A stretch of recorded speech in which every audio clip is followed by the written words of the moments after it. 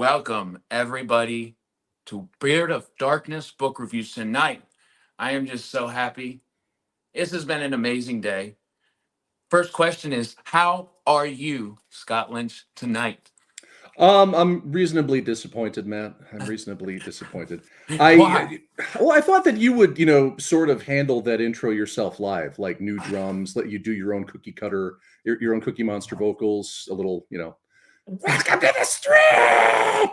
You, So you, disappointed, but you've still got time to recover. So, I hope I do. I don't Uh, even know if you play any fucking instruments or if you just a I'm a metalhead. drummer So, at oh, heart. okay, I'm a metal drummer. Yeah, I have no excellent, vocals. excellent. But that's actually a good buddy of mine, DB Rook. He's a self-published author of uh, why can I remember the Callous and Crow. That's his band in the UK called Oh, Terminal Sun, and okay, they I cool. think nailed it. I love it. So You multi-talented sons of bitches. I mean, I my know wife is both a musician and a writer, so I'm a huge music appreciator, but I have no musical skill whatsoever. Like if I touch instruments, they burst into flames. see, Um, I get it. I could turn the Beatles into Creed just by touching them. So I'm musical anti-talent. And my wife downstairs is like, "Oh no, that's bullshit." It's like, no, I'm a parrot. I don't know what notes are. That I just know what I like listening to. Oh, exactly. And I'm that way with my wife is a graphic designer, and she's like, duh, like shortcut this plus this button means this. And I'm just like, that is all Chinese to me. So I get it. I really do. Um, wow, I'm just so honored. First, I just want to kind of do a little introduction I put together. Uh, Ooh. the wonderful Scott Lynch tonight with us. Welcome him. New York Times and USA Today best-selling author of the Gentleman Bastard series sequence. Sorry, and Oh, you got Times it of right. London. The Times of London best-selling author as well, and World Fantasy Award nominee, and obviously the writer of the Gentleman Bastards World Fantasy sequence. Award loser. Uh, you know, Me and Stephen King. Actually, losing that was awesome. It was a total honor. I did. So that's that aspect. I would have totally had the same like outlook on that. How was that? Like, what is it? Since we started with that, let's go into that World Fantasy Award experience for you. Okay, to do the doodly doodly do thing. Back in time to the year 2007, when many of the audience were not even born yet, you little fuckers. Just the after the rubber chicken banquet at the beautiful luxury spa in which we were not ensconced. It was a hotel ballroom of some sort in scenic Saratoga Springs, New York. I mean, several of us were nominated. I think so. I was in Best Novel, and it was my first rodeo, my first ever awards dinner, my first ever World Fantasy Award, for sure. I think Cat Valente was nominated. Stephen King was definitely nominated. And then there was this obscure, up and coming, little known writer named Gene Wolfe. Oh Um, yeah. and so it's like I was happy just to be there. It was great. I got to see what Joe Haldeman wears to banquets, which is that you can't see this on any of the photos, you can't see this in video, but he will wear the top half of a tuxedo, and then he'll be wearing like Bermuda shorts and sandals underneath. So he looks good in all the photos, but he's actually the most comfortable guy in the room, which is A, a stroke of genius, and B, kind of how I'm rolling at the very moment. Take that tip from Joe Haldeman. But so they announced it, and I lost. And the moment that happens, it's like, oh shit, fuck, it hurts. But I happened to be looking at the moment that it was announced. I was looking directly at the table, just by happenstance, where Gene Wolfe and his wife Rosemary Wolfe were sitting.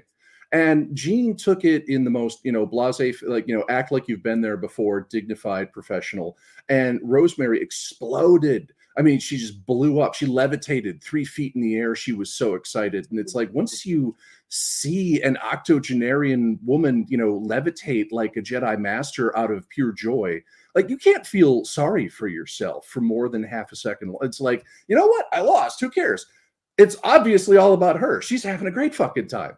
But I mean, again, I lost to Gene Wolfe. That is an honor and a half. You could carve that on my tombstone. Lost an award to Gene Wolfe once. Like I was in consideration. Holy shit! So it was great. It was wonderful. You can be bitter and stupid about this shit, or you can be like, wow, I got to be in the same room with Gene Wolfe, and his Jedi master of a wife when all this happened. So I it was all wonderful. It was all gravy. I love that attitude, but I'll say what I assumed because I'm not a writer yet. I hope to be. If I'm in that situation like you were, I feel like the nomination is giving the the credential, and then when you get there, I don't know how I would look at the winner though, right? Because the credential is so important. The fact that you were on that list had to be incredible because much deserved. And to also be sitting next to the people we, are inspired by, and obviously Gene Wolfe, Stephen King, huge names, huge inspirations to so many people. Yeah, Stephen Um, King and me, we are equal losers. We both lost so I hard that like night. that. For this wonderful book was the nomination. Yep. Oh, That was my first and only World Fantasy nomination so far. That was back when I was new and shiny and people had not yet figured out that I was going to turn into a damn dirty series fantasy writing hippie scumbag, with all the other sellouts and loose. I'm being vituperative. I Um, I don't think I've ever heard anybody refer to you as any of that. no, I mean I said that I wasn't going to get bitter, and so I don't want this to sound bitter. But the fact is that there is kind of an expectation that you'll become a quirky weirdo who goes and lives in the wilderness and hides in a silo and hands in one weird piece of fiction every 38 years, or you will write fantasy series. And this is it's all fun. It's all good. There are different models of career to have, different types of people that it takes to make this art and craft work. Oh, Um, but nobody is clamoring to give book 2, book 3, book 4, etc. the World Fantasy Award. So I had my moment of nice shininess, and it was pleasant. But they're not over. now I'm an old fixture. Well, you have hair though. Come on, you have hair. Oh, true. I've got 4 male fantasists worth of hair at any given time, I and like your unit of measurement. yes. Oh, that's And wonderful, man. this is where I keep my normal hair, and this is where I hide this is like my beard of Dorian Gray right here. Oh man, bad pun. Did not intend to do that, but like this is where I keep the gray hair. This is where I pretend I don't look a day over 45. You don't exactly. And by the way, Beard of Darkness book reviews. I don't know why, but the beard aspect gets focused on. So I have to say, lovely beard, my friend. Thank you. This Absolutely, and I love the gray. I keep telling my wife I cannot wait for this bad boy to get some streaks of gray in it. I decided a while ago that come what may, I'm not going to dye it. I am going to live with it. I have earned this gray, and it is what it is. I'm not going to hide from the fact that I congratulations, I'm middle aged. I've been middle aged for a D&D character for 9 years now, so I might as well own it There it up. is.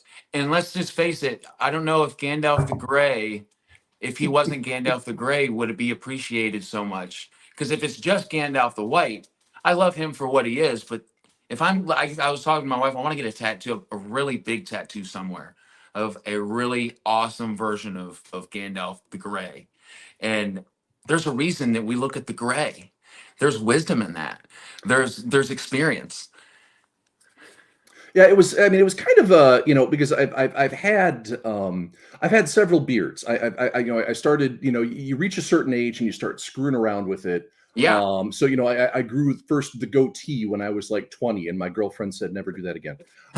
So then I grew the full Jesus beard, and that was fun. I had that for a year or two when I was like 22, 23. Then I had to be clean shaven for a long, long time because I was a firefighter. And then, immediately upon moving here and ceasing to be that, poof, I grew the beard out, killed it. Along came the pandemic, and so I just went completely Grizzly Adams, just to a ridiculous extent. And so now I keep it relatively under control. And getting a proper beard trim, getting the whole deal is actually super pleasant. It is. I wish I discovered that like 3 years earlier. Is like go to the barber, get your beard done. But I keep threatening that well, this is it. This is the last month. I'm definitely going to get rid of it. And my wife keeps going, yeah, right. You say that an awful lot. You've been saying that a lot for the last 3 years, Scott. So one of these months. It's almost as if it's sentient and we gain a relationship with it. It can reach a point where you want to rip it off your face. And you're like, okay, I'm thoroughly sick of that. But until it reaches that point, you're like, oh, it's my own personal tribble. I'm so happy with it. It's just Yes, and it takes time. It does. Like it takes patience, and then you go through like an itchy stage, right? well, yeah. I mean, it's like I've had long hair since 1996. I started growing this out my last year of high school. So I've now had long hair for what is that, 24 years. So it's part and parcel of the whole. I could adjust my hair, but I remember that fucking in between phase. We're never going back to that. No, we're never doing that again. We're gonna have long hair until we die. Yeah, dude. 103, long hair. Scott Lynch, 103 years old, not didn't shave the head off, full head of hair.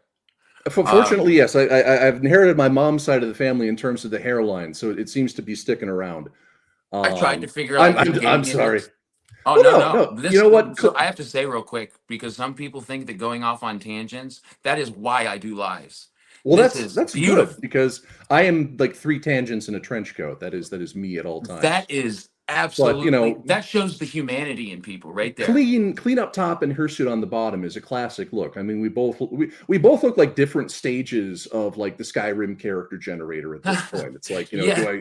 do I want to be a barbarian or do I want to be some sort of, fucked up magic user? I like that. That's actually really accurate. I like that. That's funny. My guy Jeff, man, what's up, Jeff? Jeff Young in the comments. I seen this one. He's a buddy of mine. He's wonderful. And I seen this comment. I had to throw it up there. Locke Lamore changed my life, and Scott has my sword Oh, for life. Now that's a homie reference if I ever heard one. thank you. Well, Yeah, dude. I am delighted that it had, any kind of profound effect on you, whether that was, good and beneficial or whether you wound up in jail. I feel that's awesome. Yeah, well, there's definitely if you look for it and you use it as this, there's a manual for how to do trickery, to fake a couple things, and we shouldn't maybe say that because some people will do that, but no, I Not think that's not to be used as an actual manual for breaking and entering. You'd hope you wouldn't have to specify that. It's like yeah. I will happily take credit for all the positive effects that the book has had on you, but if you go to jail, I never heard of you. There's cameras and stuff now too, like AI cameras. This is at a much different time. Oh my goodness, I love this. I had an idea. You always have an idea of somebody before you talk to them, and I knew that we would there's some people who don't talk a lot, and I don't say that you talk a lot, but you're very easy to talk to.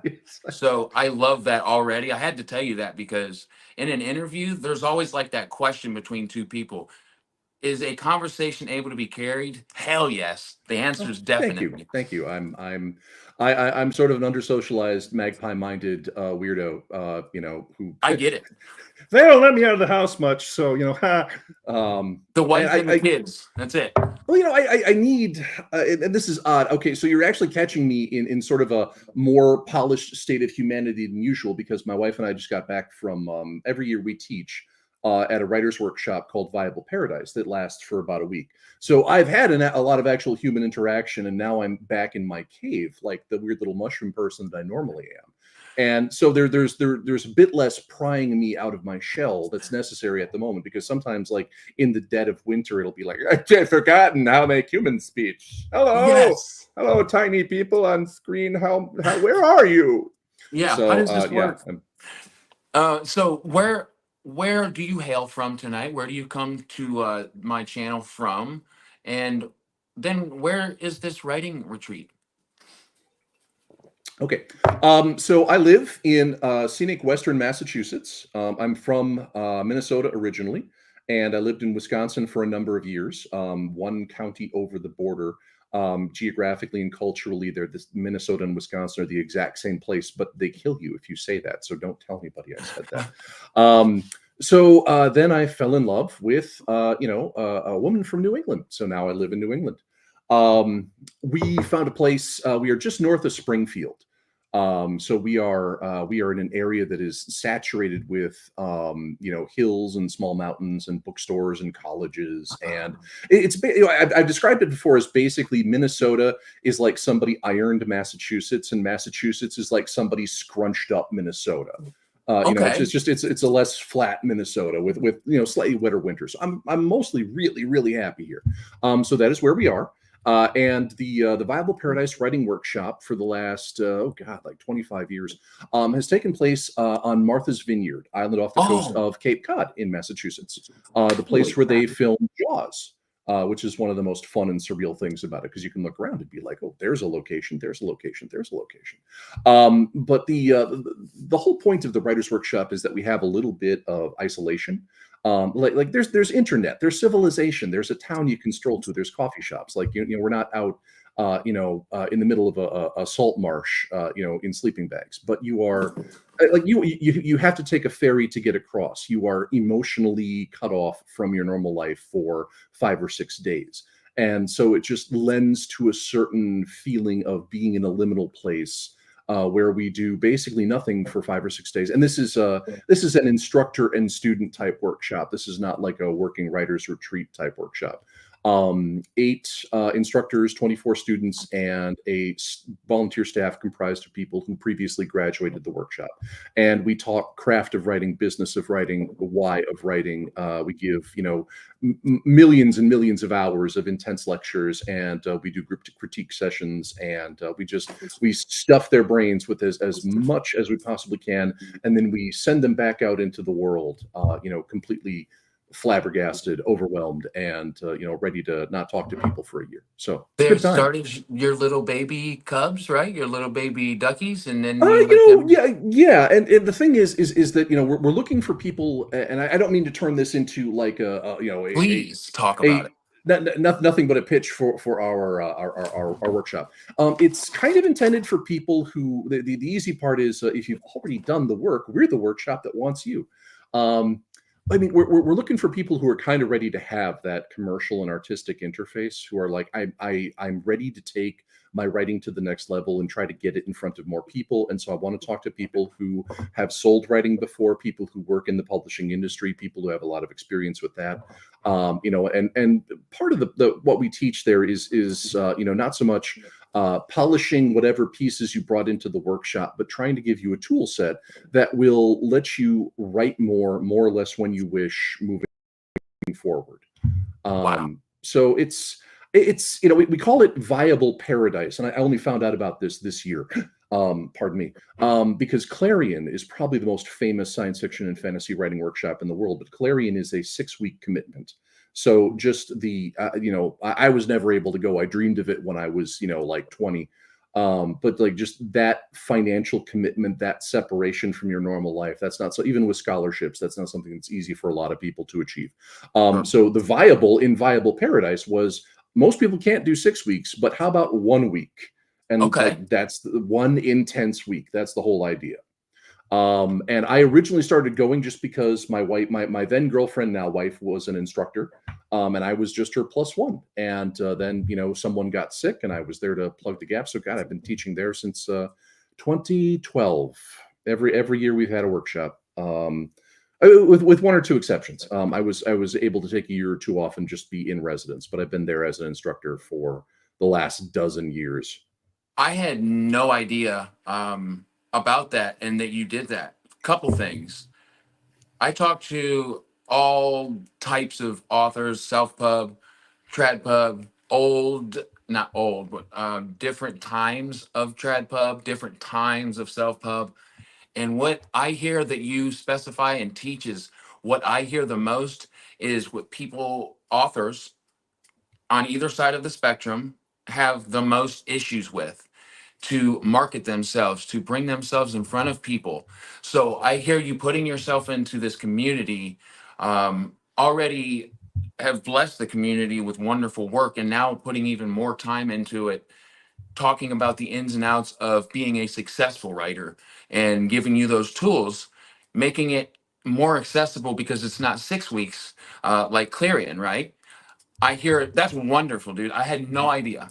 And this is not meant to be a dig at Clarion. Clarion graduates an awful lot of people who go on to achieve great things. It's just that, Mhm. it's like the logistics hurdle is very obvious. And, like Clarion does not try to disguise that. It is what it is. As an adult, 6 weeks I mean, that can feel like Mhm. a very long time. And to plan that out, if you've got children, if you've got a job that's very demanding, I mean, there's so many Yeah, I mean, variables. Clarion structure is basically that each week is more or less overseen by a different professional writer. So Clarion is basically 6 distinct writing workshops stitched together end to end, overseen by a bunch of different people. Elizabeth Bear has taught there. Cory Doctorow has taught there. I think Ken Liu has taught there. A whole bunch of people that I know have taught Wow. there. So Very and like I intelligent said, people. I've never been, but this is the version that we can do, and it's 2 hours from my house. Hey, And I get to go to Martha's Vineyard every year, so big hardship, huge sacrifice. How yeah. we suffer. One of our mutual friends here, if I can click, my computer died yesterday, and I'm doing all of this from my cell Yeah, phone. Martha's So Vineyard bear with rough. me, guys. The weather was especially beautiful this year. It was so terrible. We How had so hard. daunting. So, are you a Cabernet guy? Are you now? I don't know my wines, but what are you a specific type of wine guy? Okay. So, prior to 2020, I would not have said that I was I mean, I like wine. I do. I I, do I, too. I like reds and whites. I wouldn't have said that I had any particular tastes or snobberies. But again, something happened in 2020 that made joining up a wine of the month club. A much more plausible entertainment Hell yeah. possibility. So we may have done a little. Like, we also belonged to a sake club during the pandemic. Ooh, That was pretty awesome. We did not get a bad one. They were all fucking great. cultural diversity. So my wife and I, we both we are both big fans of Malbecs. We like Argentinian Ooh. reds. Malbec, Argentinian reds. yeah, Malbec rarely steers us wrong. There's an Australian brand name. They have a whole bunch, but the brand is 19 Crimes. And they Yes. do blends, they do all kinds of stuff. Like 19 Crimes is great. I mean, it's a serious wine person would say, it's plonk, but it's noble plonk. It's good plonk. It's damn good enough. Yeah, It's pleasant. It's nice. it's You, you good can for what it does. you can get some really good stuff for like $20 a bottle, and that's my wine horizon. Like, it doesn't need to be like a Bartles and James wine cooler type thing, but I'm also like, I don't have the discernment to understand, like, this is obviously an 800 bottle of Chateau Mayas Devant. um Yeah. like, I had no idea. Also, I'm a very basic bitch. I like dessert wines, I like sweet stuff. So Basic anything that bitch. is, yeah, Gewürztramers, white dessert wines, wonderful stuff. I'm Riesling, gonna have to start I love saying, Rieslings. ooh, yeah, I've heard of that. And I need to expand my horizons because a lot of the brands that you're talking about, I've heard of, but I think what you did is something I may need to do. I have an excuse now, and that's to learn Get more. locked in the house for 3 years and buy a lot of Yes. booze. Yeah, I recommend that for anybody. It worked The out wife and great. I both work from the house. The kids go to school. Well, half of them because we have very young kids. So yeah, man, we could totally do it. But I couldn't be specific with the type of wine that I like. And when I get into something, whether it's reading, video games, I have to know everything. Mm-hmm. And I love that.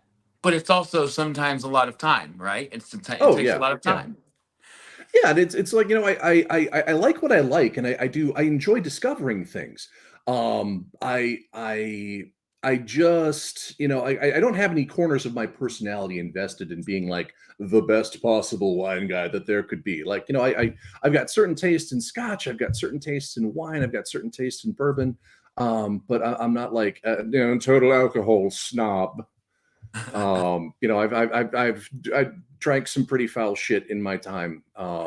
I think we all kind of have to go through that, right? We Yes. have to. It's like you have to do that in order to Oh God. realize and appreciate what's to come. So, oh my gosh, man, I love how this is starting. So we'll start here. Oh yeah. We should. Your questions, the interview, the stuff you wanted to ask about before we started yammering about You God knows know, what. I always What? have a list, Welcome but to it's all. talking to me, bitch. I love that, dude. I love it. So tell us where your love for literature kind of started to blossom. Were you young? Were you more middle Oh my age? God. Well, okay. Some of what I'm going to tell you is going to sound made up, but no, it's the honest truth. Mhm. Um, well, first off, I don't remember not being able to read. I learned to read before Wow. kindergarten, and I don't remember exactly how. But I mean, I was reading, adult picture books and library books when I was 5. And I don't remember not being able to. I'm sure my parents, read. My parents read to us really vigorously, the way that Wow. they now read to my nieces and nephews. I mean, we're just a big reading and being read to family. Both my parents are readers, after a certain fashion. My mom has, devoured romance novels for most of her life. My dad would read techno thrillers and detective novels, and James um, Rollins fan? I got Tom Clancy from him when I was a kid. He basically hit all the 80s and 90s hits, and So I cool. don't know what he's reading these days, but that sort of stuff. Sure. Um, and then so when the first book that I ever bought for myself at a Scholastic book fair, when I was in kindergarten, so this is like 1983, 1984, I bought a paperback book about shark attacks, because I was fascinated. As any kid from the landlocked state of Minnesota would be, I was terrified and fascinated by sharks. Sure. Which is why sharks show up, just once or twice in some of my later fiction. But I was absolutely absorbed in this little book of shark attacks, talking about, the famous like 1959 San Francisco fatal great white shark attack, the 1963 Rodney Fox Australian shark attack, just all of these all these incredibly vivid, gruesome accounts of encounters with beautiful natural predators, which probably indicates an awful lot about the mindset that I've carried through life ever since. Mhm. So yeah, and the first adult novel that I ever read, cover to cover, full length, comprehending as much of it as possible, was Stephen King's The Stand when I was 11. Wow. I'm pretty sure I picked that up at random just because A, I liked the cover, and B, because it was like, ooh, a plague wipes out civilization, and then there's good guys and bad guys fighting. Well, this sounds awesome. So It's like that thick. yeah, my longtime readers, and anyone who's ever been suspicious of me is like, oh yeah, this explains everything. He was really into shark attacks and plagues when he was a kid. It does explain so much. But no, I was huge into reading, and I would nonfiction as well. When I was 8, 9, 10, Wow. I would just mire myself in World War II books, books on Yes. medieval history, but like, yes, the entire like Time Life collection, the history of the Second World War. I mean, I was that 8-year-old, that 9-year-old, just totally immersed in that stuff. Um, and it's why I'm the well-adjusted person that I am today. That's so a couple things. Very eye-opening to me about myself. It's weird. Sometimes I learn about myself through other people. This is an instant right now. I always account my reading start at 29 because that's when I picked up novels and was obsessed, had that passion and desire to never stop, which has not ebbed or weighed at all. Like it's there forever. But I did dabble in World War II, especially the time. I had this big one. It was like, I don't know, like 2 feet tall by maybe a foot and a half wide book of just the most incredible pictures of World War II. So it's cool to learn things and remember about myself and kind of backtrack a little more history on myself. Yeah, there's But there to there's there's an entire demographic of single digit age kids who are oh, just like absolutely hypnotized by the big book of shit blowing up. Just I was nowhere near as young as you, not even close. So that's not what I'm saying. But and that's that the thing impressive, man. is that's also okay. I mean, I was a very young reader. Also, I'm 46, so there were fewer beepity boops in the world when I was young, kids. We basically had to make our own fun. No, I mean, we had a Nintendo when I was 8, but I Yeah. didn't own a computer until I was 20. So like I'm sort of the transition generation from Yes. the analog world to the digital world. So I'm I'm totally with it in some respects, and in other respects, I still have an onion tied to my belt because that was the fashion back in the day. You remember mom being on the spiral cord phone stretching across the Yeah. house? We had phones attached to walls, and some of them had Yes. wheels that you would spin. Like Mom with her feet up, some right? sort of occult device, like you've got to activate the witch that lives in the phone to shoot the signals. It's kind of wild, watching, all of the normal cultural accoutrement that you grow up with as just, the background noise of your civilization just sort of get outmoded and become first, obsolete and then museum curiosities. It's Yes.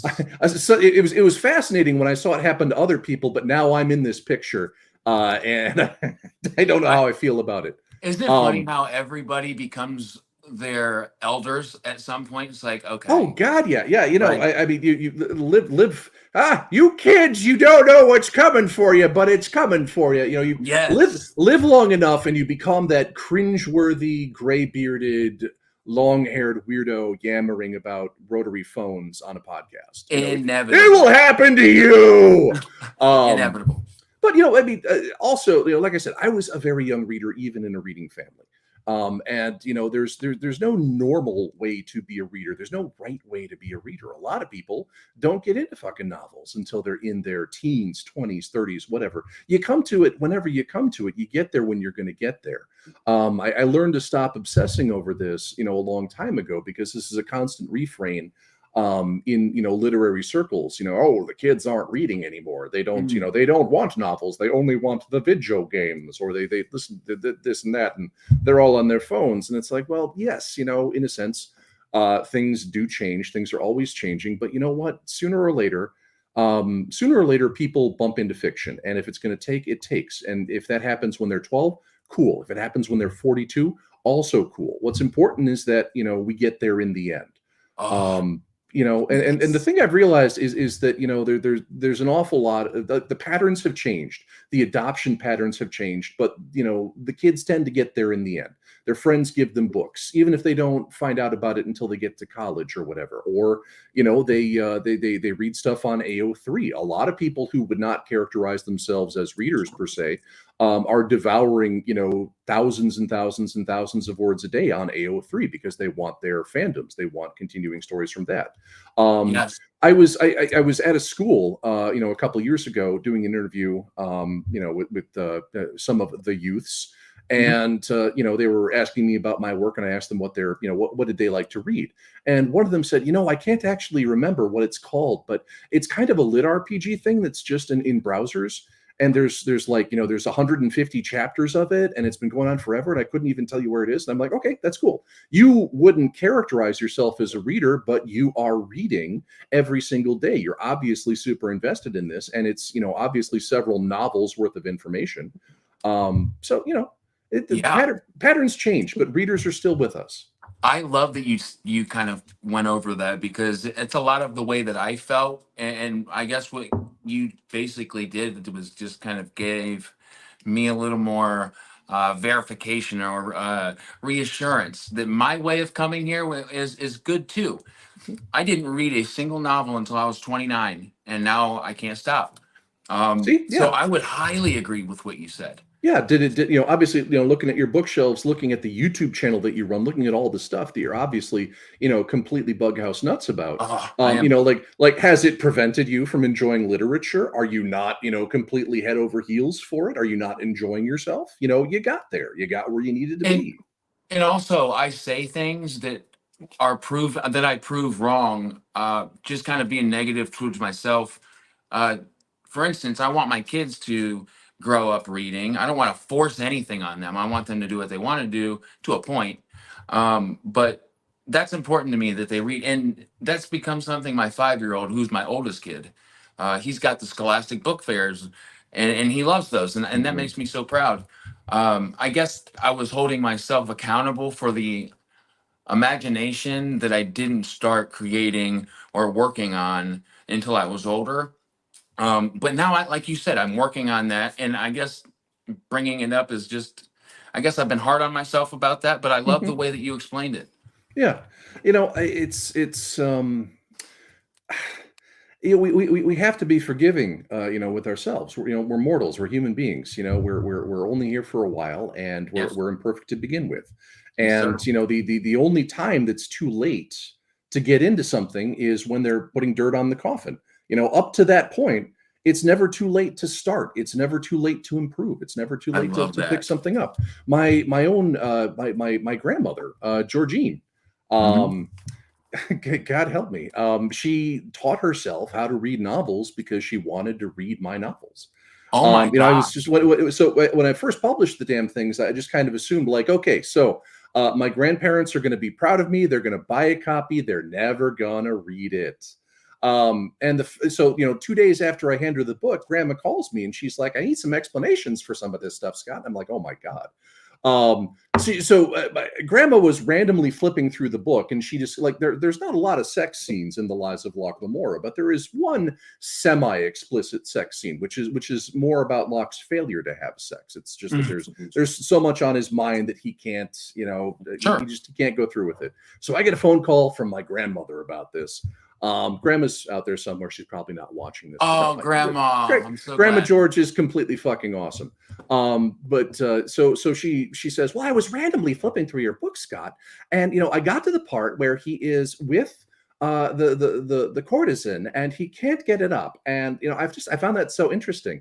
Like, why was he not able to do this? What was psychologically wrong with him? Why is this a problem?" I'm listening to this and I'm like, Jesus Christ, wow, really? But that was what she landed on when she was playing, Wheel of Pages in her grandson's book. And as hey, it turns out, there's no need to be shocked. My grandparents know what sex is. I'm here. Big surprise. Right. Previous generations, it turns out, had sex. They Go knew what figure. that was. But no, Grandma had been like a Reader's Digest reader for like 50 years. Like that was her notion of reading. It was capsulized and it was constant. Short items. She'd never sat down to sort of decode, how do I figure out a novel? How do I follow this?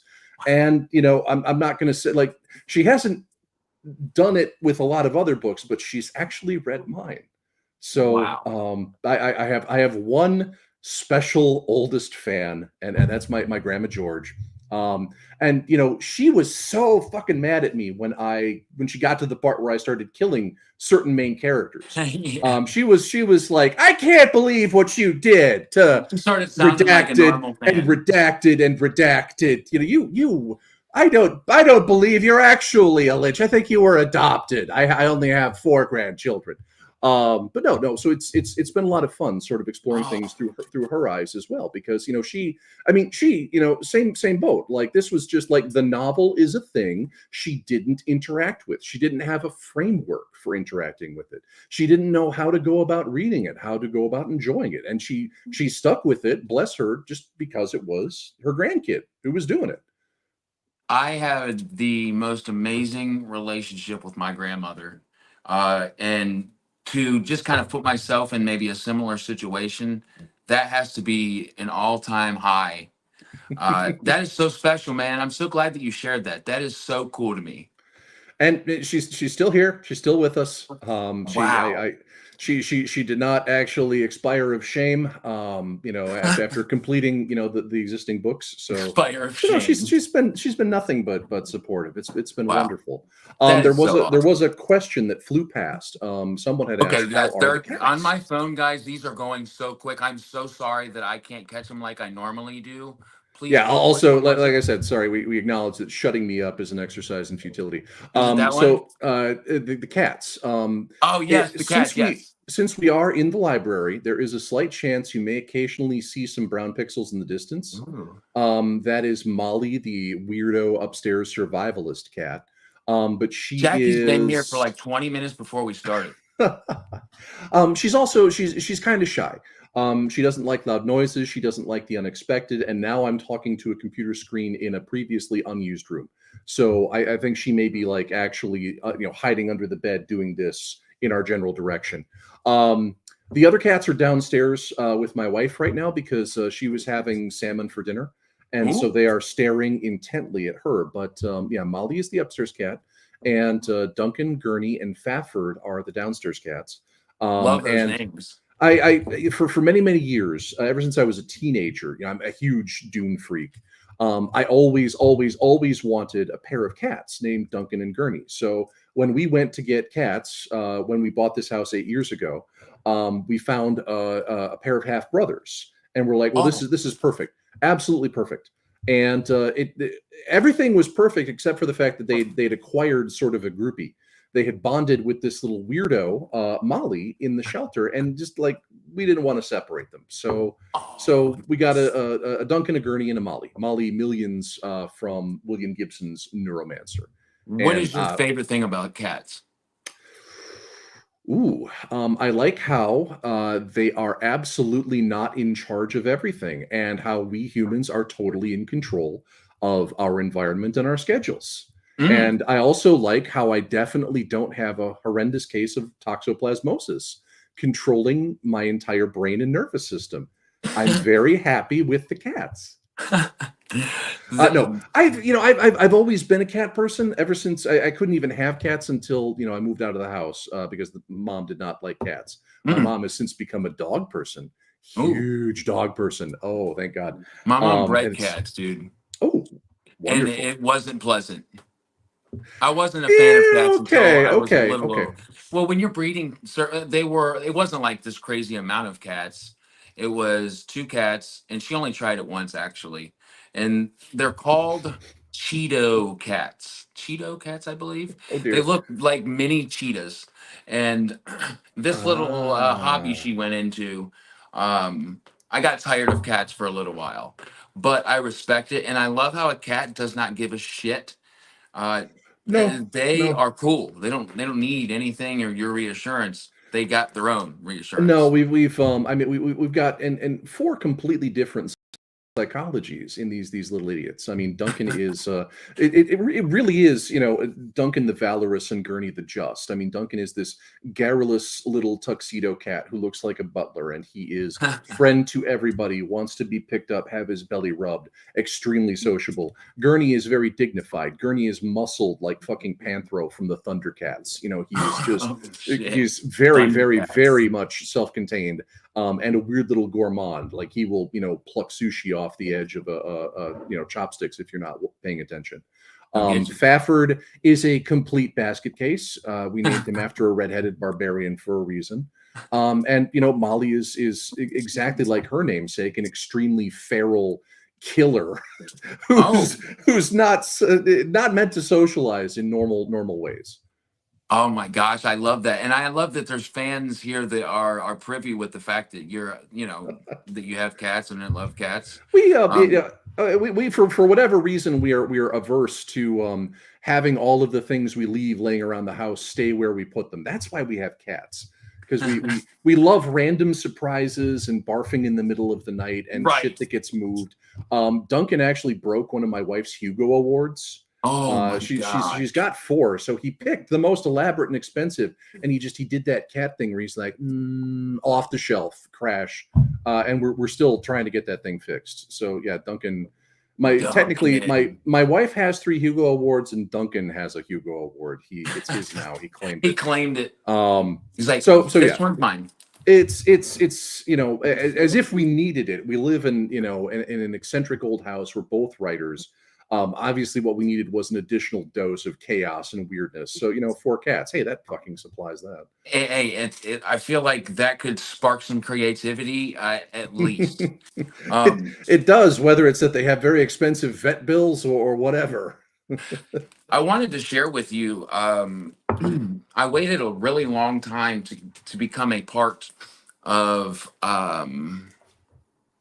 the Broken Binding subscription, and I believe it was like Oh a yeah. year and a half. I was waiting to get on, and I finally did.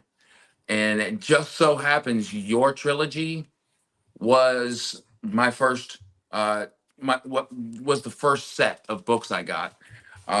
So I wanted to just these will forever be special, not just because I Aw. love them, but because they were my very first pretty books on my bookshelf. So Oh, so these were was the that the first. first time you'd read my stuff, or just the Yes. nicest? Okay, wow, cool, very cool. Yep. Yeah, I was I mean that happened in sort of a hurry because the broken binding has sort of exploded in the last couple of years and just gone so busy. Yeah. Like I don't mean this as a dig against them. It's more that I live in a hole. I'd never heard of them when my Mhm. publishers were like, "Hey, the broken binding wants to do a special edition of this," and I'm like, "Who the fuck is this? Sure. What are we talking about?" Well, they do a And lot they're of like, self-pub too. yes, and it's super cool. So I mean, my part of it was just we're going to send you 4,500 sig sheets. Please fill them out and send them back. So that was my role and everything. And I'm like, okay, I guess nobody's going to want these, but sure, I'll do it. And then Oh, boom, every edition that they put out sells like yeah. absolute madness. So I Not have like been yours did though. schooled. I have been schooled. Also, I mean that's why I don't have the project up and running yet, but I've been trying to get a book plate done and properly for sale on my website, Oh, um, because it's never really been an issue before. And I went from having like maybe one or two people every year would ask do you do book plates, and then I literally got 100 fucking requests for this you in the were going to span get of another about one. 6 weeks. It's all because of the broken binding stuff. It's like, oh, there's an entire collector's edition out there. There's a whole tier that doesn't have these signed books, so people actually want this. So Yes. I'm learning. Grandpa is learning I love that. So slowly. it is. I believe the last time I inquired to get on the estimated wait time to get on tier one, which are all signed, is like 10 years. Jesus Dude, Christ! I never fucking expected 10 years. Wow. But tier two, I really would love, uh, that was my first thought getting these books. It's like, man, these would look so nice and even look or have even more wonderful value having your beautiful signature in it. And it just shows me by you telling me that you get all of these requests that all of us readers have a lot of the same thoughts, right? Tier one, again, they're the only ones that get the signature, but they're so beautiful. It's worth it even if you don't get the signature. But I can Mhm. understand why people, which I do all the time, and now that I hear you get a bunch of these messages, all of us probably send out those hey, can I pay you to send me the book plate, which makes total sense. Yeah, and I um was, previous to this, I would have said, like, yeah, I'll send you some in the mail. It's not a big mhm. deal. If I get like 2 requests a year, that's normal. But like this, I knew like, holy shit, the volume of these requests, I had to figure Yeah, out some way to kind of industrialize this and not half-ass it. Otherwise, it will just be another part-time job that I'm going to screw up on top of everything else I need to be doing right now. I So appreciate. so that's where we are. Brandon Sanderson has like a silo in the desert where 100 people are busy, chiseling his books out of the limestone, and I'm like, how do I sell a sticker? And so baby steps, baby steps. Well, I think, well, first, I want to say I respect and I love the fact that you're working on that, because I think that if authors, especially those who have had editions like from the Broken Binding and the experience that you've had, that makes it a lot easier for readers like me who are obsessed with the stuff like that. Just kind of know where it's at. I don't have to bug you, this and that. It's personal and it's beautiful. So bravo on you taking that step I do, to and add. I do occasionally covet a nice book or two. I mean, the Folio Society editions Ooh. of like I've got two of their Dunes, and Oh. there's I could not get my hands on a copy of Neuromancer, which Mm. unfortunately like it was fucking awesome because it Yeah. was they gave it this sort of retro 1980s future look.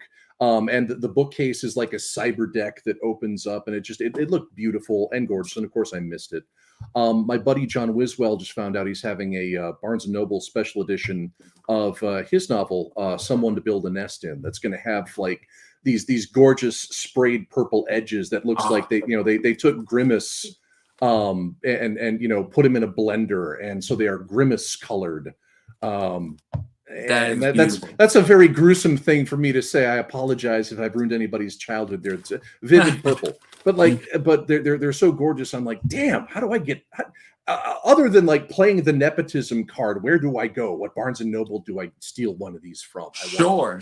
So, Yeah, you know, I have a little bit of that book covetousness to me when I see something that's like, ooh, that's really that. Yeah. yes, I think that it's somebody who is a book lover. It's nice to. Now, some people may argue with me, but my special editions are I read them. Like books are meant to be read, in my opinion, whether they're beautiful or $1,000 or $10. Mhm. They are meant to be read, and that's exactly what happened with these. Like I'm reading them. Yeah, They're special I editions, but I'm reading them, and they're still pretty. I made basically the same decision with my comic book collection years and years ago, which is that, you know, I will take care of my stuff, but my stuff is never going to be completely untouched in bag, you know, mint, never had, you know, a single molecule of human finger oil laid upon it. Like, no, my shit has been read. My books have been read. You know, I try not to keep it like, um, you know, in the bathroom where it's going to, you know, get killed by moisture and mildew. But, you know, Sure. the stuff is for appreciating. Absolutely. I love that. Beth has a wonderful question. I'm glad you brought it up, Beth. I'm very glad you brought that up because that edition did so well, and I'm so happy. How was your experience going of writing the first Loch Lamora short story? Sorry, I misreferenced that. I was referencing your story and being part of Grimdark Magazine's wonderful magazine, Oh yeah. the 10th, I believe it was the 10th anniversary. That did so wonderful. I'm so happy. But this is a separate question. I'm so sorry that I misrepresented it. How is your experience going of writing the first Loch Lamora short story?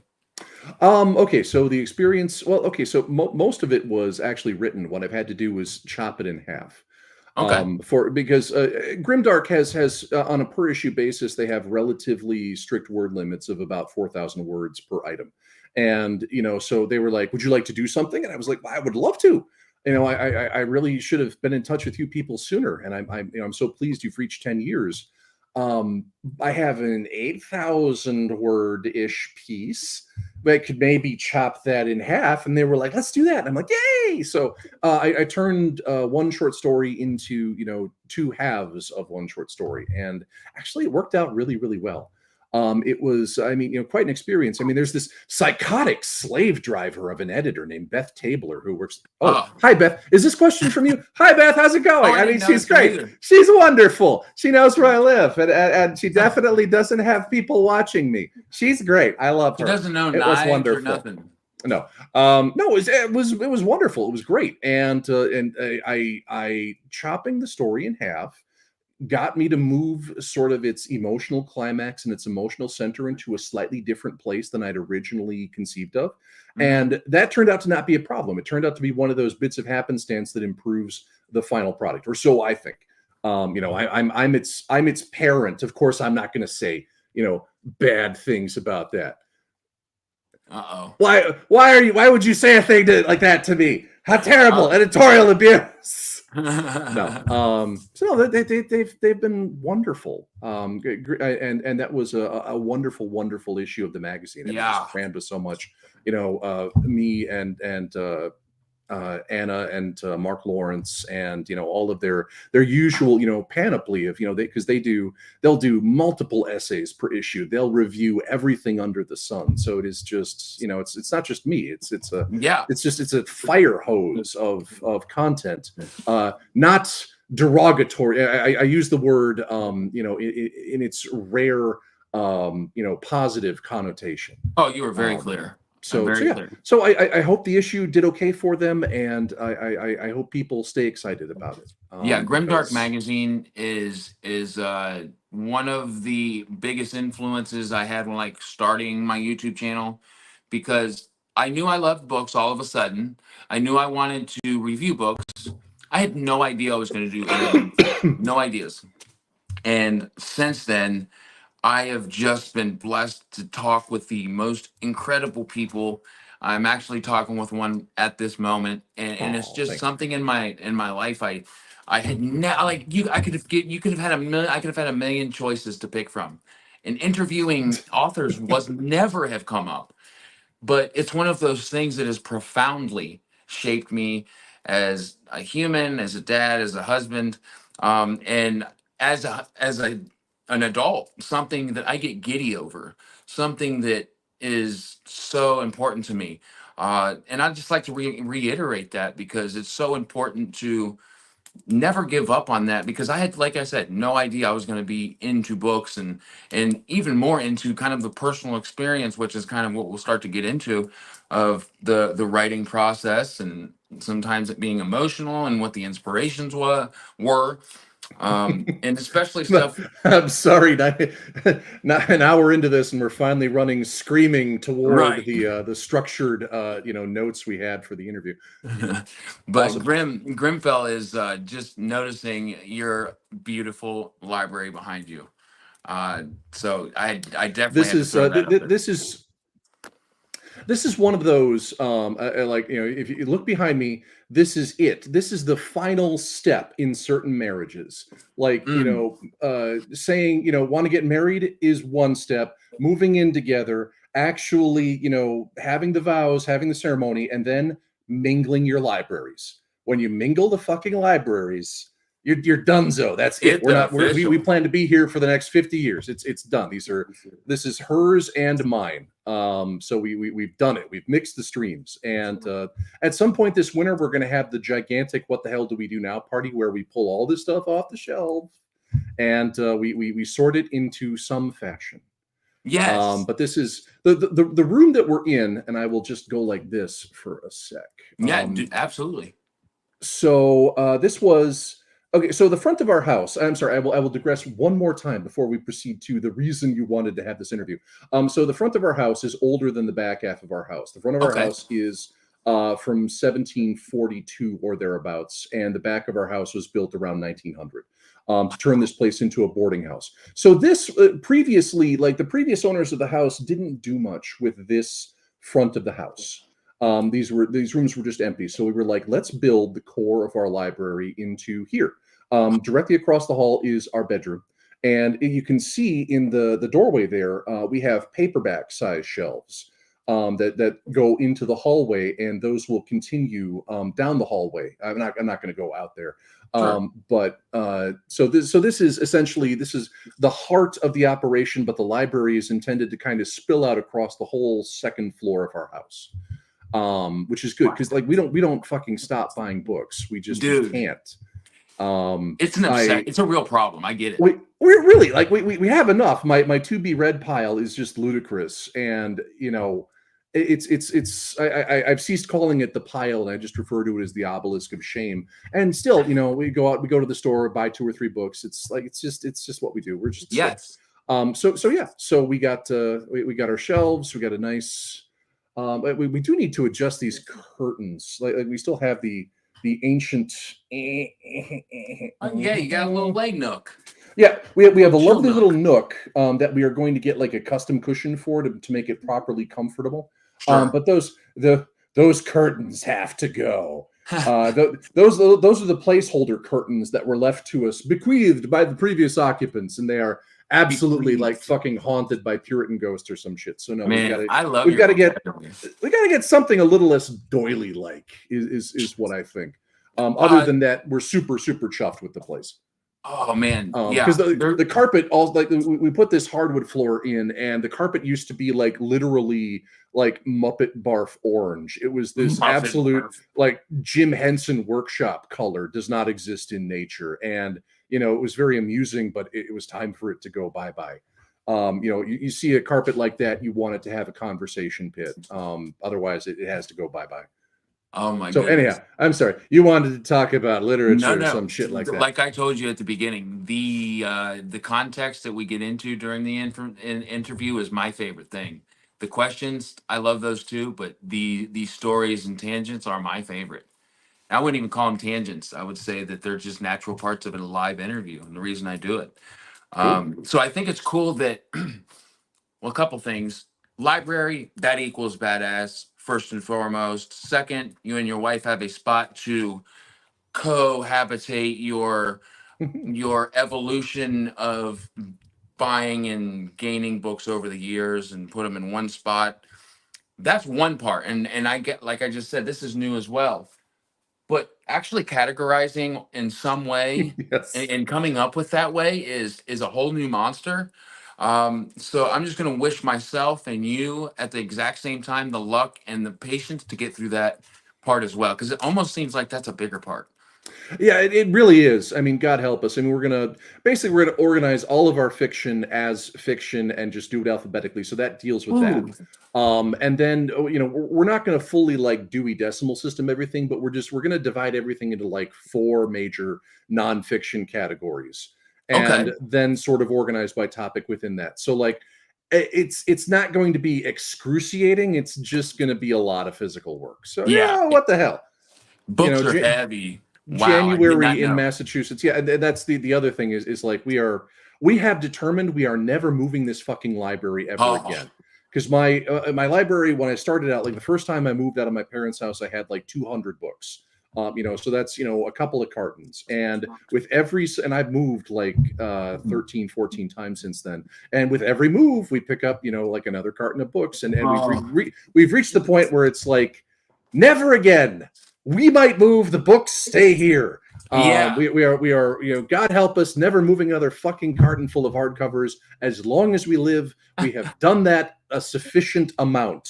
The job that you did to move all of those, I can just imagine. I can only see some of the books. There's a few. Yeah, And off to my left here, we have the role playing books, yeah, and the hardcovers, and the aforementioned Time, Life, World War II history of books. The entire 36 book fucking sequence. So yes. we have we have a few. It went from me believing that two studs with two um, brackets on each went to four, and I may add Fool, another. They're fool. heavy, dude. That was my first experience, though. It was a learning experience more so than anything. It all has a real would be sorcerer thought he could fuck around with the occult just a little bit, just do a Yeah, little bit of dark magic, and it's definitely not going to get out of control. Nope, it gets out of control, and before you know absolutely. it, you have a library.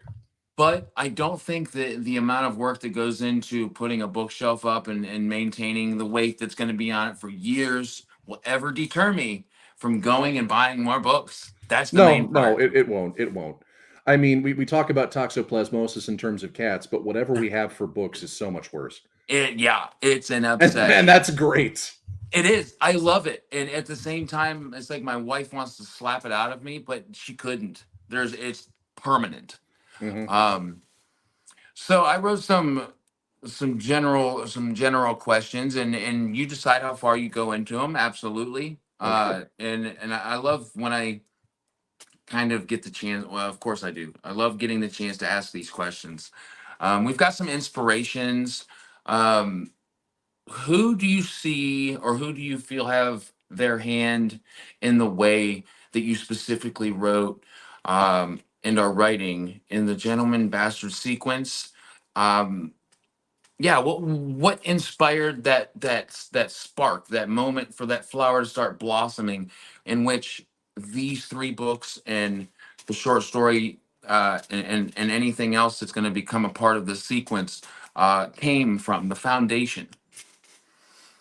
Okay, so a lot of my early literary influence. I mean, I was a teenage, science fiction nut, and I certainly liked fantasy, but I did not become, a diehard fantasy reader for a couple of years after that. Like I was reading a lot of science fiction at 13, 14, and I didn't start reading fantasy seriously until about 17, 18. Okay.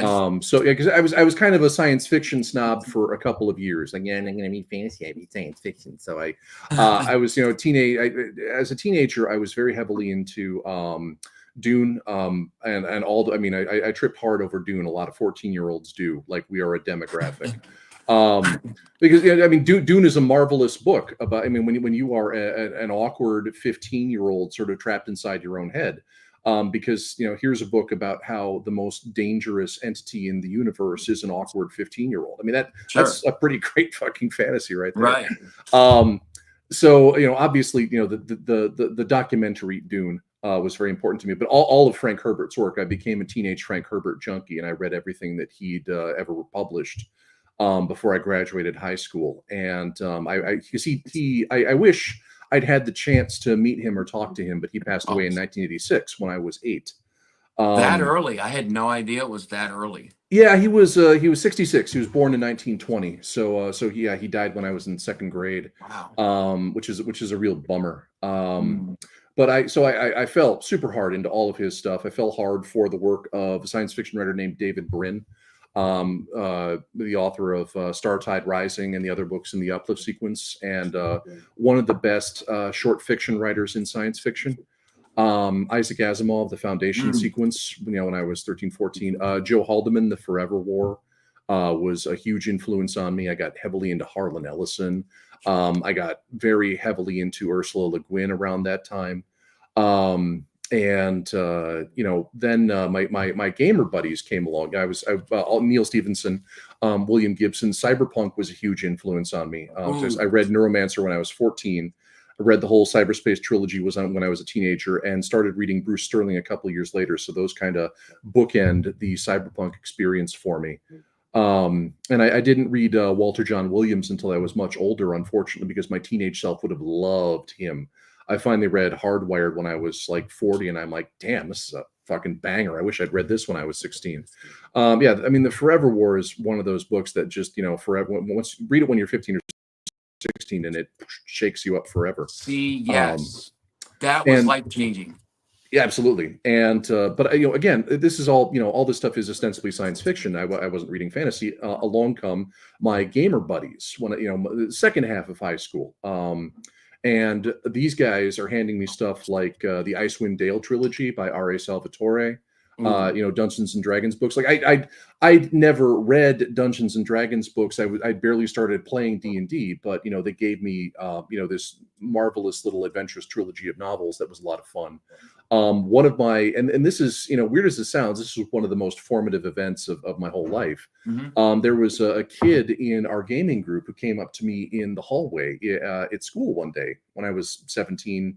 And handed me Ray Feist's Magician Apprentice in paperback, and just said, dude, read this. And I'm like, but this is fantasy. I don't read this. I don't know who this is. Why are you giving this to me? And he literally, he never gave a reason. He just turned around, walked away, and he said, I'm not taking the book back. Just read it. And I'm like, I'm never going to read this. So the next day I was at Barnes & Noble buying the next 3 books in the sequence. And yeah, exactly. The Prince of the Blood and the 2 books in between, the Serpent War saga. I mean, I'm the hugest fan of everything up to the end of the Serpent War saga, but I have always been a huge Ray Feist appreciator. And so one of the formative aspects of my own fantasy, one of the things that I always wanted to get into was to basically I wanted to write Ray Feist stuff. I wanted to write my own version of Ray Feist stuff. I was really, really into Krondor. I was really into, Feist is not he's not the greatest prose genius in the history of human composition. He's got some weaknesses, but he also has a lot of strengths that I don't think he gets sufficient credit for. And he was a groundbreaking writer in a lot of ways, feeding into a lot of stuff that only kind of gets talked about in a grimdark context these days. But he was Feist, if you look at his stuff, I think was culturally and emotionally a lot more interesting than most people would be willing to credit or realize. So he was a vast influence on me, and still is. And I wish him all the best. And I absolutely love, Midkemia is my formative fantasy landscape in the way that Middle Earth is a lot of people's formative fantasy landscapes. My wife and I went to Normandy 10 years ago.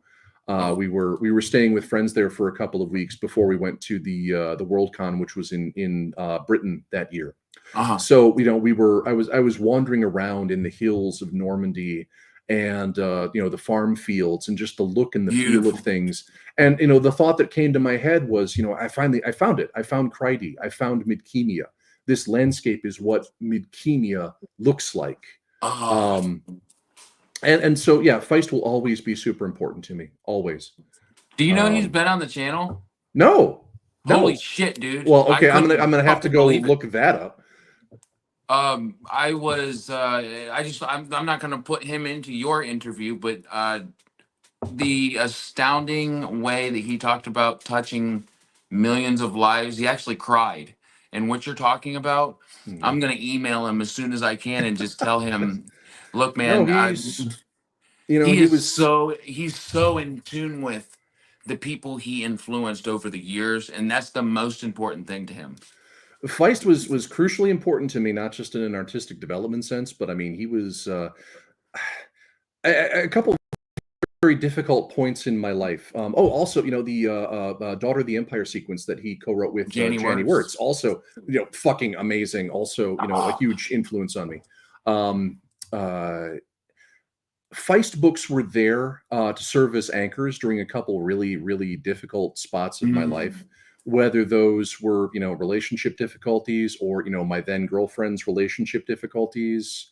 I remember one day, literally a quarter century ago, she was kind of in the process of breaking up with, her then roommates. The roommate situation was coming apart Sure. for various stupid reasons, and she was distraught, and I was distraught. So I picked up Magician Apprentice, and I started reading it to her, and I started doing voices. And the next thing we knew, it had been 3 hours and we hadn't thought about our problems. So Feist for me has, like, he didn't write the books for me. He doesn't know who the fuck I am or who my, ex-wife was, but, He definitely knows who those you are, books were bro. there for those anchoring emotional experiences. I vividly remember the worst transatlantic flight that I ever took.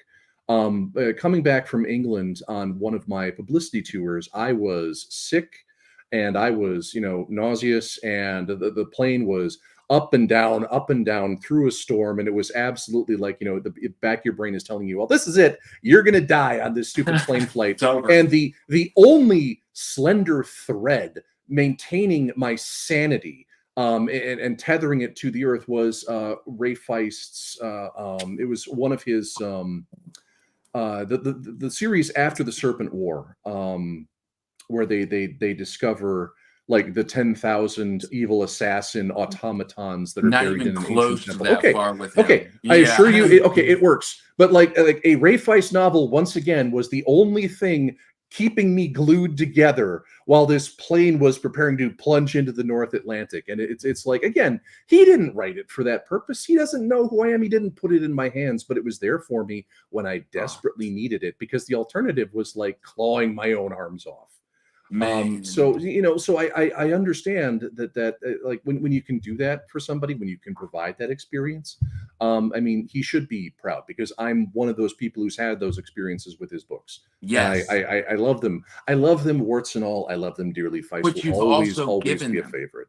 You've given those I experience I too. hope so. I hope You so. have. People I know. say I've so. talked to many people who have absolutely, before I read, given me like inspiration to read the series as a foundational.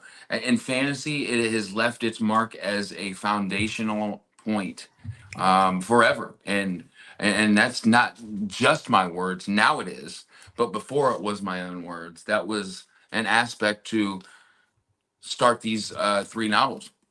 Um, I do appreciate that, and so yeah, a huge fondness for Ray Feist. That kicked a lot off for me, and then but I've spoken of this in public before. But one of the things I was doing, um, oh yeah, yeah, yes, I want to. turbulence, boy. Sometimes you just need a fucking distraction. Sometimes you Absolutely, need to know that you're gonna make it. I completely sympathize with you. I've been there. I was working my way through. I was on sort of a forced reading program, and when I say forced, it's like, come on, man, this is fantasy and science fiction. It's all for fun. It's all art. It's all craft. It's all shits and giggles. Um, it's all gravy. But I was reading as many Hugo Award winners, Nebula Award winners, World Fantasy Award winners. So up to like 2010 or so, I'd read every novel that had won all of these awards. And right before The Lies of Locke Lamora sold, and I had to actually write it, I mean, I was just blasting my way through these lists. So I was reading, just all kinds of stuff that was having a wild influence on me. Stephen Bruce, Poul Anderson, Jack Vance, Michael Moorcock, Mm. Margaret Atwood. Again, in addition to my teenage science fiction fixation, Margaret Atwood was another teenage fixation of mine. Her novel Cat's Eye, her short story collection Wilderness Tips is one of my favorite short story collections of all time.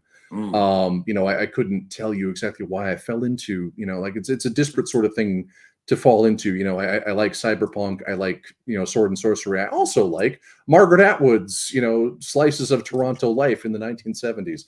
I don't know. I just work here. So there was all kinds of stuff that was going into it. And also, I was writing with a real sense of cinematic inspiration as well. At the time that I was writing this stuff, movies like Snatch and Lock, Stock, and Two Smoking Barrels, Fight Carlito's Club. Way, Brian De Palma films, but particularly Carlito's Way. Obviously, some Martin Scorsese films. Big fan of Catherine Bigelow films like Near Dark. Huge fan of. There's a French fantasy film called The Brotherhood of the Wolf, Le Pacte de Loup. Just fucking amazing. It's from 2001. One of the most gorgeous films ever made with one of the most amazing soundtracks. And if you watch Brotherhood of the Wolf, you will go, oh, so that's where Scott stole his fashion sense from. That's where Scott borrowed so much. Gangs of New York too. Yes. Everything about it, the music, the characterization, the production design. I mean, it sounds like the mustaches. Yeah, it sounds like a weird thing to obsess over, but I love the work of that production designer, a guy named Dante Ferretti.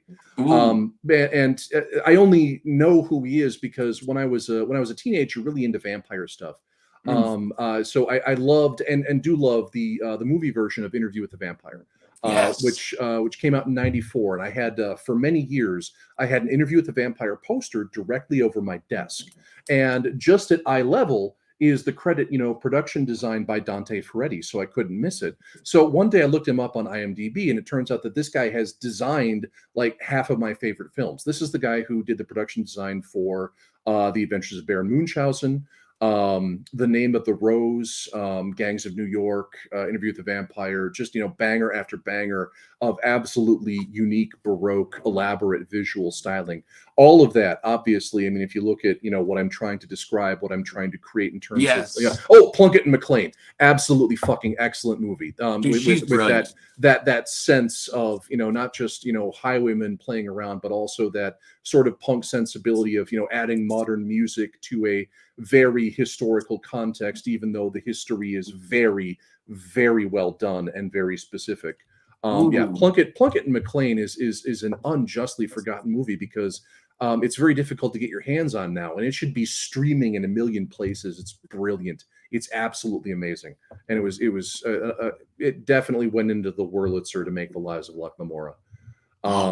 So yeah, I was high on a lot of things, high on a lot of books, high on a lot of movies, high on a lot of music, and I was 26. I was very full of energy in those days. You are intimate more than I think anybody I've ever talked to. Well, I know more than anybody I've ever talked to, which is a lot of people, by the way, of what your influence was and why.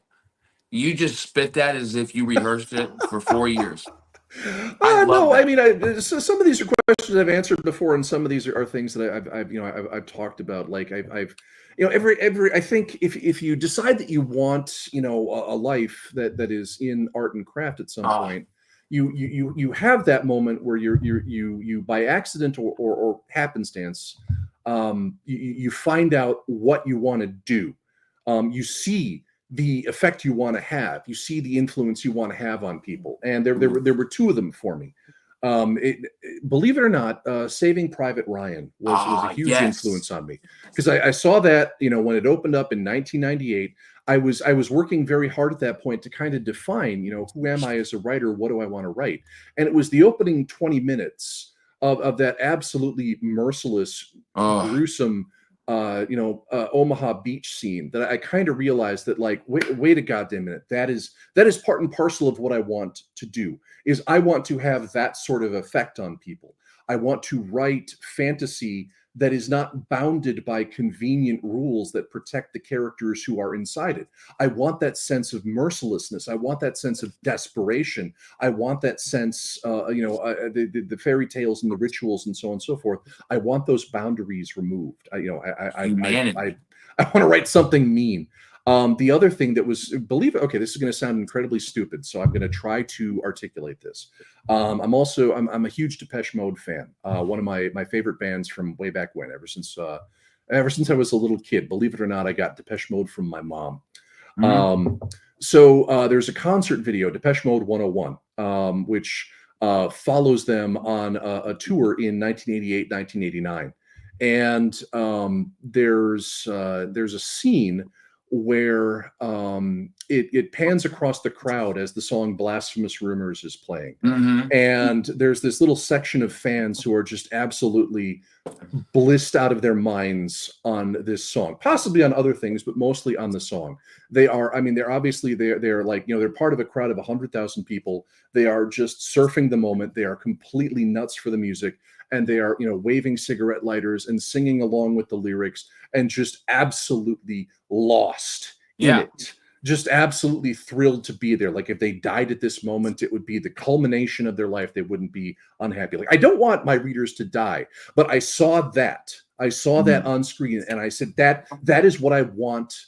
If I do it right, if I pull it off, if I get everything right, if it's firing on all cylinders, that's what I want people to feel like when they put the book down, when they hit the high points, because that's what I feel like when I hit high points in books that I'm absolutely thrilled by. I want people to feel that fucking moved. I just want them wide-eyed. I want their brains knocked out. I want, I want that effect. I don't want a book to be just sort of, that was nice. That was meh. Right. And, shit happens. You can't hit everybody the way you would want to hit. You can't give everybody the effect you would want to give them, but that's what I'm aiming for, and just an 11 out of 10, my brains are on the moon sort of experience. So that was formative to me, not in the sense that I do music, but in the sense that I'm seeking that level of emotional transportation, that level of catharsis. If I can do that, hey, wonderful. If I can get close to that, that's okay. I think more than wonderful. I've heard of, I want my readers to get this through my book. I want my readers to get that, or maybe that I focused on this. But a feeling as what you just explained is very unique, just based off my experience of talking to writers. And I think that it was like an epiphany I had. You knew what you wanted your readers to feel, not what you wanted them to know. You wanted them to feel this way. And dude, that's it. Oh my gosh. I don't know if I can really process it all at this exact moment. But if I do and when I do, I'm gonna send you an email of my thoughts. Hey, But I think that's so important to why here's the other truth. Take this from an old man. I suspect I'm slightly older than you are. Yeah, I'm 34. Okay, Jesus Not Christ, much. you're not even a real person yet. Oh my God. End this now. Call back when you're 40. No. The thing is not only do you get to art when you get to it, but the thing is that the realizations hit when the realizations hit. And sometimes that's 10, 12, 15, 20, whatever years later. Like you'll just be randomly, going about your life and you will be like, oh, I realized this, or, oh, now it all makes sense. Like, it's one of these things that we also discuss in therapy. If you've ever been through therapy, going, is that, you will have epiphanies, but you will not schedule them for 9 a.m, 3 days from now. They come when they come, They do. and they're totally random. They come in the shower, they come at school, they come at work, they come whenever. They come right before you're trying to get to sleep. And it's like, it's never too late to get into something. It's never too late to realize what effect it has had on you. And it takes years for this shit to cook. It takes years for this stuff to have its full influence on you. Oh, yes, it does. It does, almost to a point where it's unfair, right? So, a lot of what I'm going to say really boils down to you're doing just fine. Don't sweat it. You're doing just great. I love that. If Scott Lynch tells me I'm doing good, then that's law. Yeah, I will sign. Like, if you ever need, a sick day from work or something, I'll sign a little note, and it's like, hey, hell yes, Matt's doing okay. This is Scott Lynch. Let him go. My man. I can write meaner notes if you need them. I love it, man. I can't. I'm gonna have to get over it, but I almost can't get over the kind of thought process I'm gonna have to go through, and I'm gonna do it. So, as the aspiring writer in me, I want to learn from it, but just kind of the importance it is to you for how you specifically wanted your readers to feel, I think is so important to your I don't yeah, I'm gonna get back on that because I love that so much. um let's see here, guys, I do want to reiterate again. Oh my gosh, no, I didn't mean to ban you, dude. uh Jackie, I did not mean to ban you. I'm gonna try to Did undo that. did you Jesus. kick somebody out of the No, chat? no, no. I don't think I kicked him out of the thing, but I didn't. Jackie was banned? Hell no. I'm gonna try to get that back real quick. Oh, great. Um, Scott Lynch interview marred by controversy. Way to go, right. Matt. Thanks a bunch. Well, what I was saying is my stupid computer crapped out on me yesterday, and dude, I absolutely don't. I've never done this from my telephone per se. And the comments were removed. What the fuck, dude? All right, I'll figure that out here in just a second. Don't worry. I mean, you're juggling so much more shit than I am. I'm in awe. Jackie, So if you have no can worries. hear me, holy crap, I didn't mean to do that, dude, and I'm gonna figure it out. He did, Jackie. He did it on purpose. Yeah. He's gonna kill your family. Run, run. um. Okay. So. Just kidding. I don't know any Jack. For legal purposes, I don't know anyone named Jackie. No idea Right. what's Right. even Right. going on. In So. fact, I don't even speak English. Not even. You're right. I Nope. love it. So. Influences. I Let's see should here. warn you, and this is my own fault. I've really got about 15 minutes left. Yes. Because it's 1,000. Thank you for saying that. the most important thing Friday nights is that it's Great British Bake Off night, and Ooh. for me and my Yes. wife, So. we must have our fix of anxiety-inducing, pleasant British people having nervous breakdowns on TV. We got to have it. I told John earlier this morning, and I'm gonna say the same thing to you: family and personal mental health, and all that, and what you represent, and that is something that I see in you, very much so.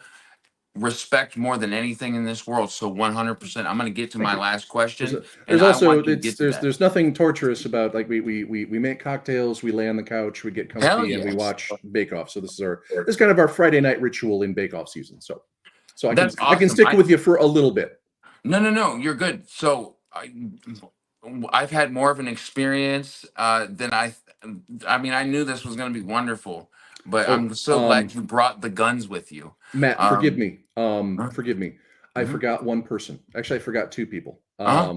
When it comes to influences, Oh, yes. okay. So obviously, I'm being remiss if I don't cite Matt Stover. Oh, okay. Matthew Woodring Stover, the author of Heroes Die, Blade of Tai Shal, etc., the novelization of Revenge of the Sith. Matt is a brilliant and underappreciated writer, except by those who know about him. And basically, if you know about him, you appreciate him. Matt's a genius and a friend, and it was kind of the closest thing I had to a mentor back in the day. And one of those people, like, obviously one of those people that I emulated immensely, and one of the people who pushed me to actually, shut my fucking face up, stop yapping so much on forums, and actually write the damn book. So Okay. Matt has been instrumental to my career, and that's why Red Seas is dedicated to him. But also, I mean, talking about Bake Off, one of the other people, the person to whom Thorn of Emberlane is dedicated, is the late Cage Baker, who Ooh. was also a forum buddy of mine and a friend, and she passed away in 2010 and is still much Ah, missed. wow. But one of her last major works was, it's billed as a novel, but it's more like a collection of three related novellas. It's called The Anvil of the World, Ooh, Anvil of the and World. it's from Tor Books, circa 2003-ish. And it's basically it's the story of a caravan that is traveling across a fantasy landscape, and one of the members of the caravan is a woman who is on her way to a gourmet cooking contest in a Ooh. distant sword and sorcery city. So with every caravan stop, she is practicing more and more elaborate dishes for the refined palates of these distant nobles who will judge her. So I mean, she was mostly responsible for the emphasis on weird cuisine that kind of filled the Gentleman Bastard book. She's where I picked that up from. Ooh. But also, I mean, just not just an interest in food and historical food, but Cage was a wonderful person, and I miss her greatly. So Oh, she had a huge influence on my books as well. I So wrote. I'm sorry, I didn't want to leave No, her no, out. no. You're good. I have lots of notes, so the more the better because I study these actually. Depache, I've never said their name right. Now that I've heard you say it correctly, Depache mode. I Depeche know who Mode, that is. Yeah, very familiar. And Depeche Mode. yeah, uh, our time of growing up in influence really isn't that big of a. I mean, there's some subtle changes, but it's not crazy difference. So I have a lot of the same feels that I like to see in movies or themes, if you will, atmospheres. And I totally get the atmosphere that you found once you found that the guy that did Gangs of New York and the other. You noticed a trend and didn't even know it. His trend is his statement is being said to you without even being said, which is very very very cool. So let's see what you know what I do is I write down questions and then I can't even read my damn handwriting. Yes, the Um, classic trap. right? Um, we'll do a speed round real quick. Our Panther outliner. Outliner, huge outliner. Yes, But outliner. the dichotomy in some sense is false, like all dichotomies. Sure. I am much more of an outliner than a pantser, but there's always room and a necessity for improvisation, even in a strictly outlined project.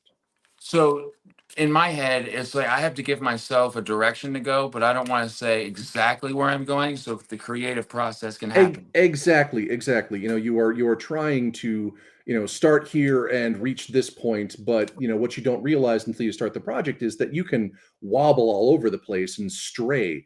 I mean, it's a little unfair of me to tease this, but like the Thorn of Emberlane has now been cooking for more than 20 years.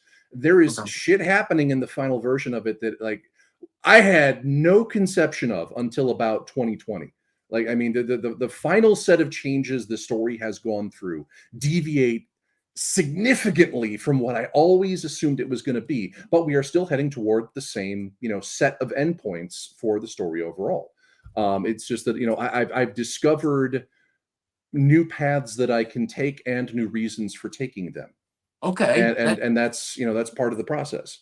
Oh, I love that. And it just kind of adds to the inevitable evolution of somebody honing their craft in those stages that aren't set up specifically, but are there regardless of. It's just a part of evolving and honing your craft and experience and talking about it like you are. I love that because that is the journey.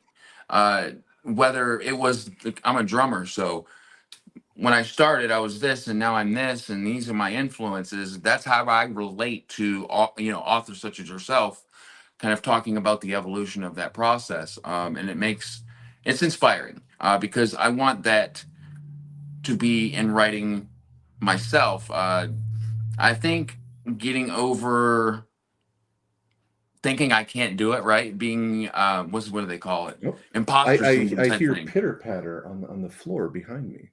Uh Hey, oh. sweetie. Oh, okay. Just checking. I want to know if it was you or Molly.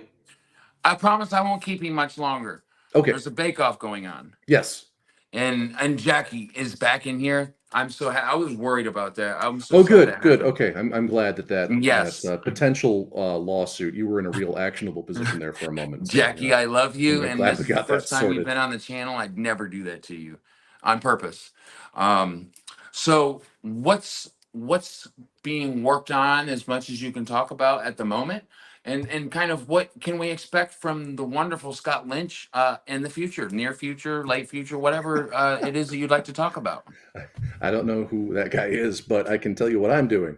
Um, well, okay, so it has been an interesting year. Okay. It's been an interesting couple of years because this thing has happened where, as I've alluded to elsewhere, I discovered that If you take a drug that controls your generalized anxiety, you no Mm, longer have generalized anxiety haunting you on a constant basis. And so it becomes possible to deal with the thing that maybe has, held your career back for the last 10 fucking years. sure. I've talked about this once or twice. I had an interview with Brian McClellan last year that was, really, it was a lot of fun. It was really exciting. And I was really optimistic about what I might be able to do in the short term, immediately following that.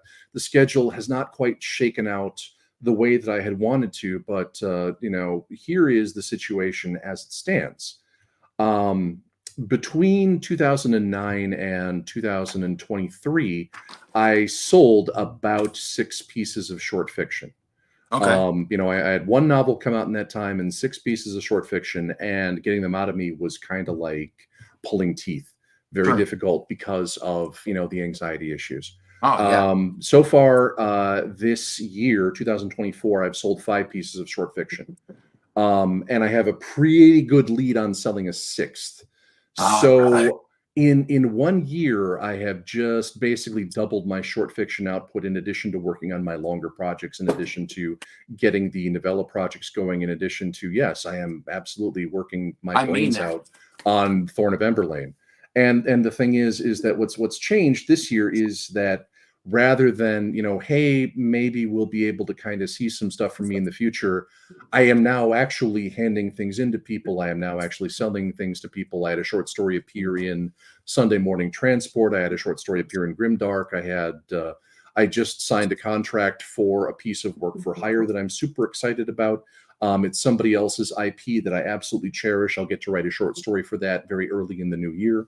Um, I have one more fantasy thing that I can't quite talk about yet, and Sure. I have a novella length sort of science fiction piece.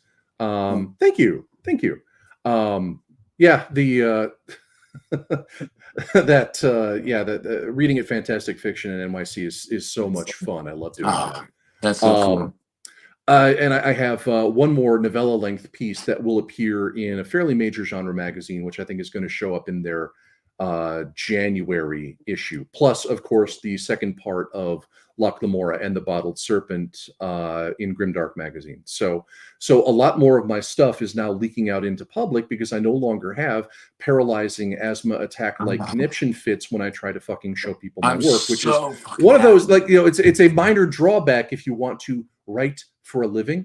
You have to show Yes. people things for a living. So we step one, I started taking a new drug. Step two, it started having a positive effect. Step Uh, three, we are now starting to see symptoms of that leaking into the wider world. Also, I'm doing this. I'm on Reddit. I'm overhauling my website. Like Substack. I'm giving a lot more thought into trying to put more of myself out into the world, be more in contact with people, keep Mm. people updated about what I'm working on. So yeah, with the caveat that, like, I'm still very busy. There's still a lot of shit going on here, and so much stuff to sort through, and so much mess left to clean up. But I'm working on it. I'm actually doing it. Oh man, I have to say. So let me come with this first because this is what my heart says. As a fan of yours, and I hope I'm speaking for so many people because I can see so many wonderful people in the chat. Um, Expectations are something that I'll never have for those who influence and inspire me. Um, as somebody that I know has changed me and so many others and inspired me and so many others, as a human that I know you are and I am, and we relate in so many ways, man, that is I so am a important. human like you. Why would you think otherwise? That you're taking care of those things that we all have to face at some point, and not only that, come back to a point where you're happy, man, because as somebody who has become a fan of yours and now a friend through talking to you face to face, there's nothing that I want more. Like, there's not a book, there's not anything that I would rather have for Scott Lynch than for you to be happy, man, and then to do again what you love to do. That's the amazing part. So I'm glad that you shared that, and that's a message I think a lot of people, including myself, it will resonate to. Well, thank That's you. huge. And I've been, straight up blessed. I've been very, very fortunate. I mean, people have been so generous and so patient and just so wonderful in general. And I just want you to know that when I kill your favorite characters, when I strangle the little fuckers in the most horrible way possible, it is because I care. It's to It is. draw a reaction out of you because I care. Oh, No, but I've been very fortunate, and I'm still very chuffed, and I'm very cognizant of the fact that this support. I mean, your support is helpful. Your support means everything to me, oh man, I'm and glad. I appreciate that. I mean, and that's the most important thing is I don't. I assure you, I am happy. I'm doing pretty okay at the moment, and I've got a lot of work on my plate, and I'm doing my level best to actually get it out there in the world. So I assure you, I'm a okay, and producing my work is what I want to do. But that's the most important thing is I don't. I don't want another fucking Pat Rothfuss novel. I want a happy, healthy Pat. I want him to be a good and Mm, satisfied dad. I want yes, George to be satisfied with where he is in life. I want anybody who needs time to step back from what they're doing to just take the time to be the best version of themselves they can be. We're here to live. We're here to enjoy our lives. that's And the most human shit I've heard all day. I John Gwynn as well. I mean, God, Yeah, his family has just been through so much in the yeah. last year or two. It's so much awful stuff. It's wonderful to see him, just instantly vaulting, to onto the bestseller lists, Oh multiple yeah, bestseller lists. I mean, that's absolutely fucking great. It could not happen to, a nicer or harder working writer. Somebody who has just really just been through so much. So the point is. yeah. The point is not necessarily to die with the most books on the shelf. The point is to Yes, to be healthy, to be ourselves, to to give that space and that patience to other people, to give that man. grace to other people. And so I believe me, I am deeply appreciative when it is extended to me. I hope anything I just said made sense. I hope that it was not just 1,000. bad. 1,000. Man, I couldn't have dreamed of a better day. I mean, I really mean that. I mean, when it comes to what I'm trying to do and the passion I have for literature, this is the perfect day. And I just wanted you to know that before you go do your bake off thing, man, you've been you've because been it you've been has talking been to little weirdos on your screen for hours and hours and hours. it. We used to call that raiding back in my day. We used to call that World of Warcraft. Well, whatever it's called, man, I've just personally and as a human, I've just enjoyed today so much talking to two people that inspire the absolute shit out of me. One day has been so fun, man. So thank you so much for allowing me to just hang out with you and you spending some No, time and hanging out, man. it's a pleasure. It's your show. Thank you for the invitation, and I sincerely hope that I know we've answered like two of the questions that you had, but I hope that we will find cause to sit down and talk again soonish rather than laterish because I'm always open. Man, that is absolutely on the schedule already, and I will reach out to you absolutely. So, and Awesome. Yeah, then let's. we'll get to some other questions. But what I was after, I got, and I think that so many others did too. And that was Scott Lynch, the human, and I love that. So I'm looking forward to everything about what you're doing, whatever inspires you, man, because I'm on board. I know so many others are like that. Jackie has been a gangster here in the chat. She's been here for a while before we even started. But I have to say also, Scott, anytime that I talk to somebody over an hour, bro, it was a hell of a conversation because it never feels like an hour and 43 minutes. It never No, does. it So does not. go and hang out with the wifey. I respect that. I'm gonna do the same. I'm gonna go kiss the babies. Scott, thank you so much for hanging out with me. Everybody that was live, you are so incredible. You make this such fun. You bring your questions, your topics, like, share, subscribe, all the YouTube stuff. Um, let's see. I don't think I have a live for a couple days, and I'm okay with that because today I have some things I'm going to go back and think about, and Have a wonderful night, guys. This has been amazing, Scott. Thank you. This Thank has you. been so nice and technologically straightforward, super easy on my end. Yeah, get back in touch with me, and we'll do this again in a couple months. Amazing. Thank you so much, If Scott. I may invite myself onto your show, it's my Please. show now, Matt.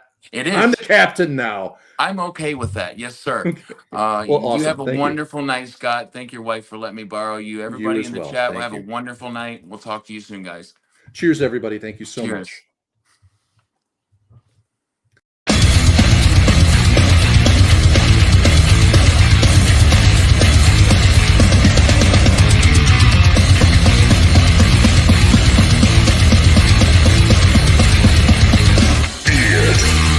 Darkness.